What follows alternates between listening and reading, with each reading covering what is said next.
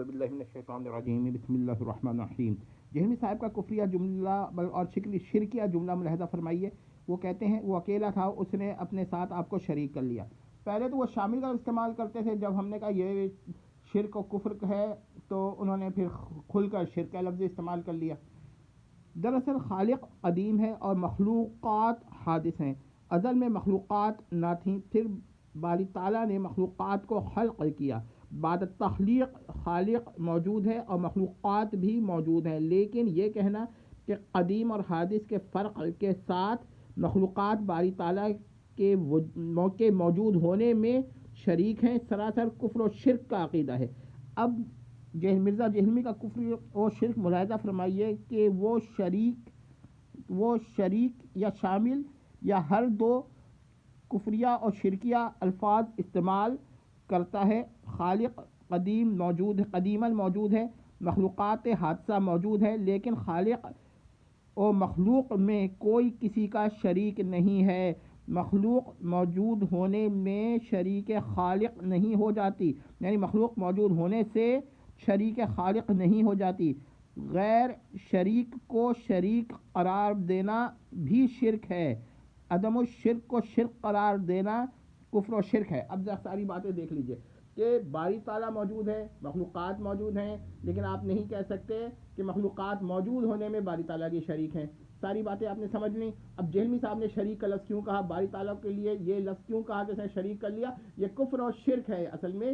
اب بھی کسی کی سمجھ میں نہ آئی کہ جہلمی صاحب شرک کی راہ ہموار کر رہے ہیں، تو پھر ہم یہ کہیں گے کہ پھر وہ آپ جہلمی صاحب سے پوچھیں کہ اس قسم کے قابل اعتراض کفریہ اور شرکیہ جن کے کفر و شرک ہونے میں کوئی شبہ نہیں ہے، الفاظ جہلمی صاحب نے کیا خطاً استعمال کیے۔ ایک جگہ خطا ہو سکتی ہے، دو جگہ ہو سکتی ہے، یہ سارا ڈیلیبریٹ چل رہا ہے۔ بار بار یہ کہہ رہے ہیں، پہلے شامل کا استعمال کیا، پھر شریک کا لفظ کیا کھل کر، اور یہ کیوں کر رہے ہیں، منی گاڈ کا عقیدہ کیوں بیان کر رہے ہیں، یہ کیا اس کے اندر راز ہے۔ اب سوال یہ ہے کہ رسول اللہ کا وصال 632 CE میں ہوا تھا، نوٹ کر لیں، تو آج تک، اور آج 31 دسمبر 2023 CE ہے، جہلمی صاحب کے علاوہ کس نے شریک کا لفظ استعمال کیا ہے کہ مخلوق خالق کی شریک ہے؟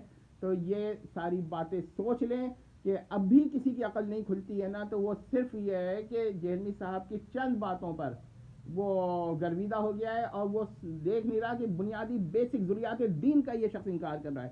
آیات پڑھ رہا ہے، حدیثیں پڑھ رہا ہے، ظاہر ہے جب وہ قرآن و حدیث کی آیات پڑھ رہا ہوتا ہے تو یہ عقائد نہیں بیان کر رہا ہوتا، لیکن جب وہ یہ عقائد بیان کر رہا ہے تو پھر آپ 10 لاکھ دفعہ بھی وہ آیات پڑھیں نا، اس عقیدے کے ماتحت اس کا ایمان پھر ثابت نہیں ہوگا، کیونکہ وہ تو شرک کر چکا ہے اور اس کے بعد قرآن کی آیتیں پڑھ رہا ہے۔ ہاں یہ ٹھیک ہے کہ جس لیکچر میں وہ قرآن کی دیگر تعلیمات دے رہا ہے، وہ اپنے یہ کفریہ شرک کی عقائد کی تعلیم نہیں دے رہا، آپ سمجھ رہے ہیں کہ وہ توحید پر ہے، یعنی وہ صوفیہ کی کرامات، اولیاء کی کرامات کا انکار کر رہا ہے، آپ سمجھ رہے ہیں توحید پر ہے۔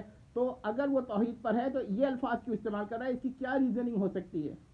اگر آپ کے یہ کوئی ریزننگ نہیں ہے، غلطی ہو گئی ہے، سلپ آف ٹنگ نہیں ہے جی، ہم نہیں مانتے اس کو، ایک دفعہ ہو چکا، دو دفعہ ہو چکا، یہ متواتر کئی دفعہ ہوا ہے اور ڈیلیبریٹ ہوا ہے، اور جہلمی صاحب نے دفاع کیا ہے، ہر بار دفاع میں پہلے سے زیادہ سخت الفاظ استعمال کیے ہیں۔ پہلے اس نے ایک دفعہ استعمال کیا لفظ شامل کا، ہم نے اس پر کہا کہ شامل کا لفظ ہو یا شریک کا لفظ ہو، ہر صورت میں شرک ہے، پھر اس نے کھل کر شرک کا لفظ استعمال، شریک کا لفظ استعمال کر دیا۔ اب آپ بتائیں، شرک کے سر میں سینگیں ہوتی ہیں؟ لیکن نہیں، میں صرف یہ کہتا ہوں ہاں شیطان کی سینگیں ہیں، اور جہلمی صاحب کے پاس وہی یہ باتیں لے کر آتا ہے، تو سینگیں ہیں۔ والسلام تمت۔